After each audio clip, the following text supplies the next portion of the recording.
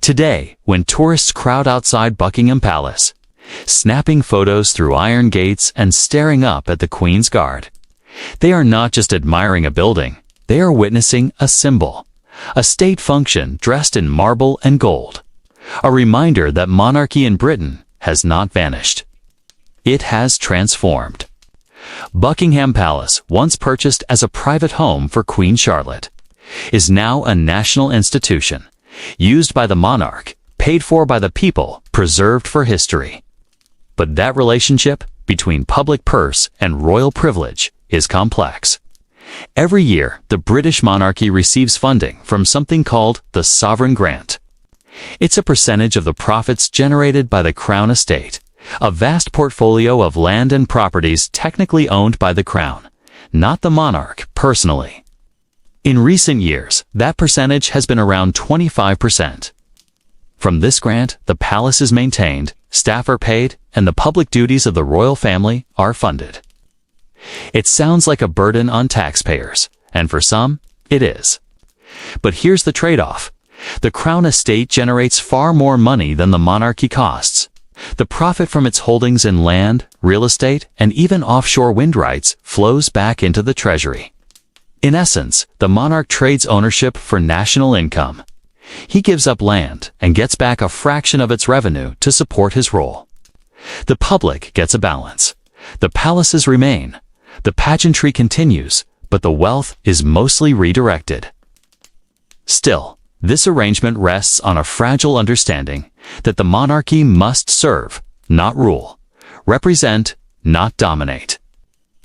And so, the palaces remain state property, not to be owned, not to be sold, not to be passed down like jewels. They are held in trust. They belong to the Crown, a ghost-like legal entity that exists above the monarch and beyond death. This setup helps shield the monarchy from both scandal and populist anger. When critics demand transparency or accountability, the palace can reply that it does not belong to the family. The gold, the chandeliers, the velvet halls, they are not personal luxuries.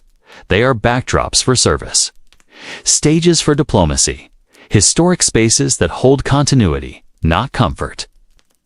But in the modern world, where democracy questions every ancient tradition, this balance grows ever more delicate.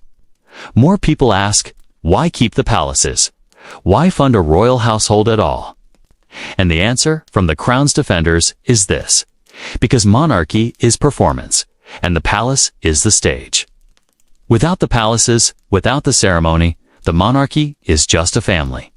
With them, it is something more, a living relic of 1,000 years, a bridge between state and story. And so Buckingham Palace stands, not as a home, but as a monument, to continuity, to change, and to a very British compromise. The monarch walks its halls. The people fund its walls. But no one truly owns it, because the Crown, timeless, legal, symbolic, owns itself. For most of history, kings ruled like landlords. What they saw, they owned. Castles, palaces, paintings, gold, it all belonged to them, just like the land beneath the feet of their subjects. They weren't caretakers. They were sovereigns. And in the early days, monarchs like Henry VIII or James I could, and did, treat the kingdom like a personal bank account. But something began to shift. Not suddenly, not loudly, but steadily and from within. The monarchy in Britain, once absolute, began to lose ground. Parliament grew stronger. The divine right of kings began to sound less like law and more like arrogance. Civil wars, revolutions, and reforms forced the Crown to answer to something greater than bloodline. The people? By the time George III took the throne in 1760, the pressure was no longer just political. It was financial. The royal family had massive estates, yes, but they also had massive debts. And in a moment that would quietly change the monarchy forever, George III made a deal. He surrendered the income from the Crown Estate, vast lands generating revenue, to Parliament. In return, he would receive a fixed annual payment, a grant. It was called the Civil List. At first, it seemed like an elegant compromise. But it set a precedent that would shape every monarch after him. Because with that trade, George III signaled that the monarchy was no longer just a dynasty. It was an institution. And institutions don't own things. They serve something larger. In this case, the state. That's where the idea of the crown, not the king owning property, took hold. From that point on, properties like Buckingham Palace were no longer seen as private homes. They were state tools, part of the machinery of government and ceremony. They passed from monarch to monarch, not through inheritance, but through office. The crown became something strange and unique, a living, legal entity that never dies. It cannot marry. It cannot sue. It cannot quit. But it can hold property, and it can outlive any king or queen. And so, the monarch, though still royal, still revered, became more like a steward than a sovereign. They used palaces like Buckingham, not because they owned them, but because they represented them. By the time Queen Victoria made Buckingham Palace the official royal residence in 1837, the idea of it being hers had faded. It wasn't her private retreat. It was the ceremonial heart of the monarchy. It belonged to the crown, which is to say, it belonged to no one and everyone. When Queen Victoria stepped into Buckingham Palace in 1837, it was grand, but not yet sacred. It was a building, not yet a symbol. But over time, its marble halls and golden gates became something more than furniture and brick. It became a face, the face of royalty, and by extension, of Britain itself. But unlike Balmoral or Sandringham, Buckingham Palace wasn't part of Victoria's personal estate. And that distinction mattered more than most people realized. As the 19th century progressed, Parliament became more assertive. Britain wasn't just a monarchy anymore. It was a constitutional monarchy. Laws came from elected officials. Taxes funded the state. And the royal family, while still essential, was no longer untouchable. And so a new model emerged. The monarch, as head of state, would use certain properties, not own them.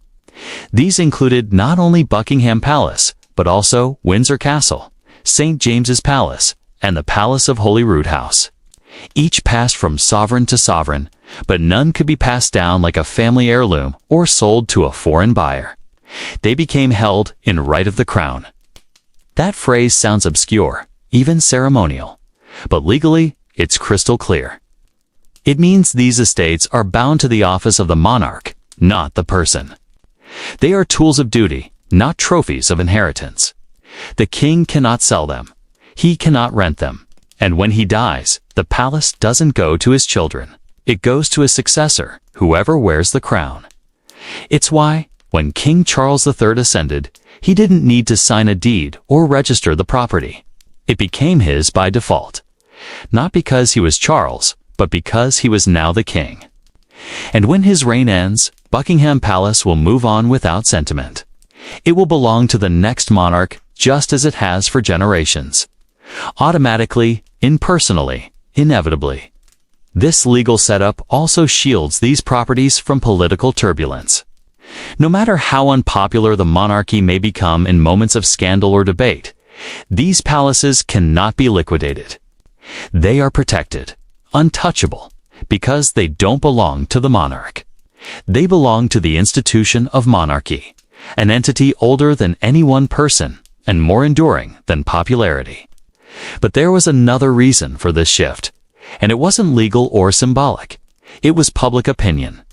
By the late 19th and early 20th centuries, the British public had grown suspicious of royal extravagance. The age of empire was changing. War, economic hardship, and rising democratic sentiment made it harder to justify inherited wealth and lavish palaces. If the monarchy was to survive, it had to show restraint and transparency. Holding estates in right of the crown gave the royal family a powerful shield. They could use them, but they didn't profit from them. They lived in palaces, yes, but the palaces were maintained by the state. If critics cried excess, the crown could answer, "These homes are not ours. We are only tenants. We serve, we do not indulge. The palaces became stage sets, beautiful, historic, and heavily symbolic. But behind the grandeur stood a careful legal truth. They were no longer homes in the private sense. They were tools of diplomacy, ceremony, and tradition.